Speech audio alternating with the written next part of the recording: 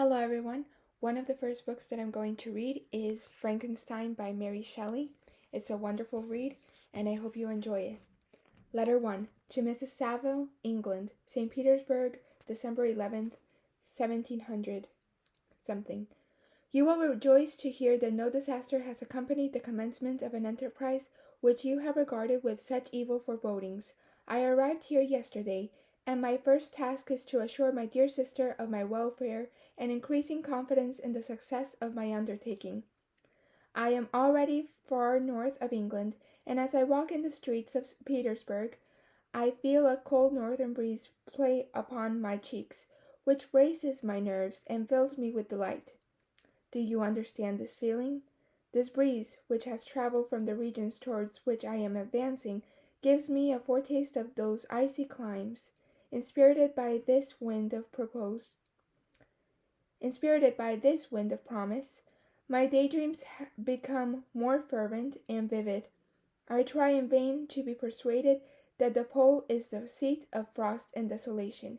It ever presents itself to my imagination as the region of beauty and delight.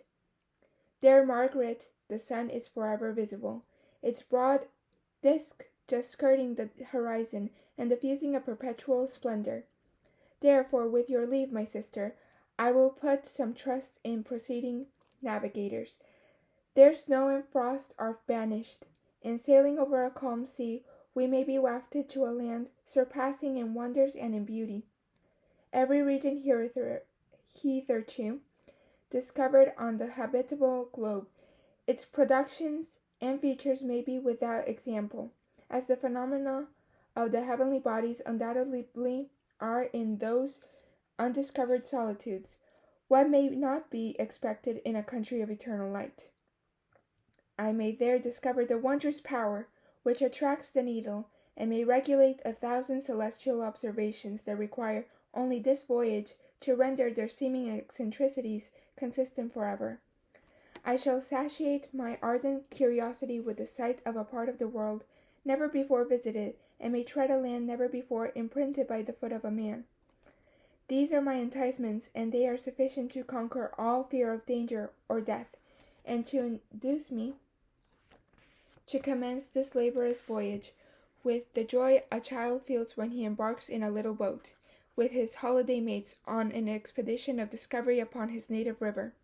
But supposing all these conjectures to be false, you cannot contest the inestimable benefit which I shall confer on all mankind, to the last generation, by discovering a passage near the pole to those countries, to reach which at present so many months are requisite, or by ascertaining the secret of the magnet, which, if all possible, can only be effected by an undertaking such as mine. These reflections have dispelled the agitation with which I began my letter, and I feel my heart glow with an enthusiasm which elevates me to heaven, for nothing contributes so much to tranquilize the mind as a steady purpose, a point on which the soul may fix its intellectual eye. This expedition has been the favorite dream of mine early years. I have read with ardor the accounts of the various voyages which have been made in the prospect of arriving at the North Pacific Ocean through the seas which surround the pole.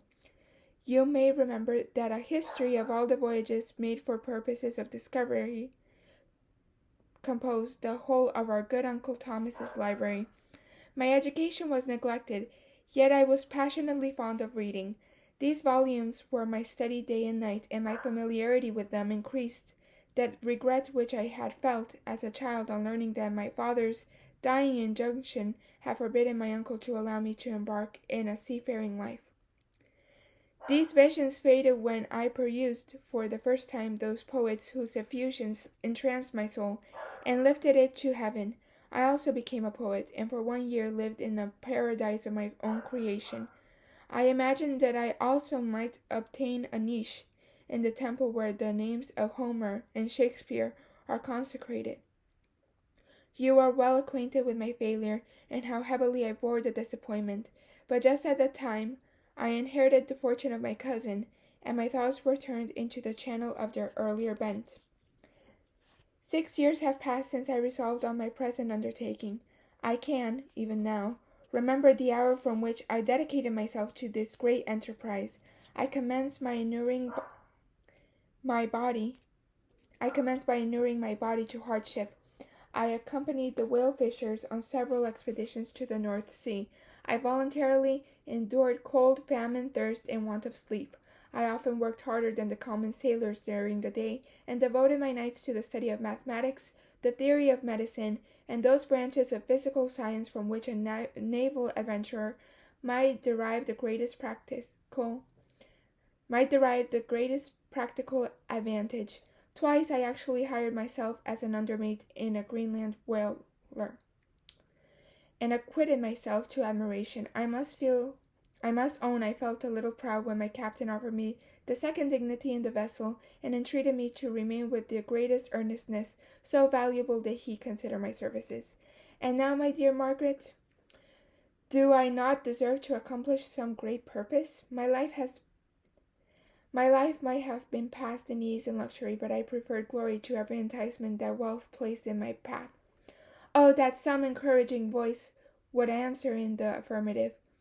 My courage and my resolution is firm, but my hopes fluctuate, and my spirits are often depressed. I am about to proceed on a long and difficult voyage, the emergencies of which will demand all my fortitude. I am required not only to raise the spirits of others, but sometimes to sustain my own, when theirs are failing. This is the most favorable period for traveling in Russia. They fly quickly over the snow in their sledges. The motion is pleasant, and in my opinion far more agreeable than that of an English stagecoach.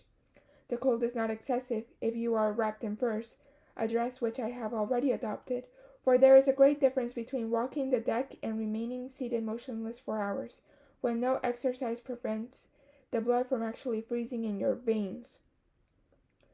I have no ambition to lose my life on the post road between St. Petersburg and Archangel.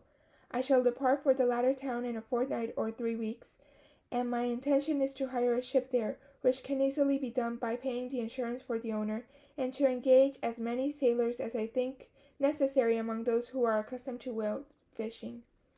I do not intend to sail until the month of June. And when shall I return? Ah, dear sister, how can I answer this question? If I succeed, many, many months, perhaps years, will pass before you and I may meet. If I fail, you will see me again soon, or never. Farewell, my dear excellent Margaret. Heaven shower down my blessings. Farewell, my dear excellent Margaret. Heaven shower down blessings on you and save me, that I may again and again testify my gratitude for all your loving kindness, your affectionate brother, R. Walton. So that was letter 1 in Frankenstein, also known as the Modern Prometheus. And I will continue reading it. As you can see, I've made some mistakes while reading it on live, but I don't intend to edit them because this is not only my way of getting people interested in reading Frankenstein, but it's also to show that to be able to practice something, to be able to be good at something, you have to practice even though you make mistakes throughout your journey. After all, practice makes perfect, and the same thing as reading in public speaking, and acquiring a skill. You have to be a little willing to embarrass yourself a bit just to be able to acquire it, and then you'll be able to do it perfectly, and nobody will even notice that you had a little bit of hesitation when you were first trying to do a new skill. So thank you, and I hope you enjoyed the first letter from Frankenstein.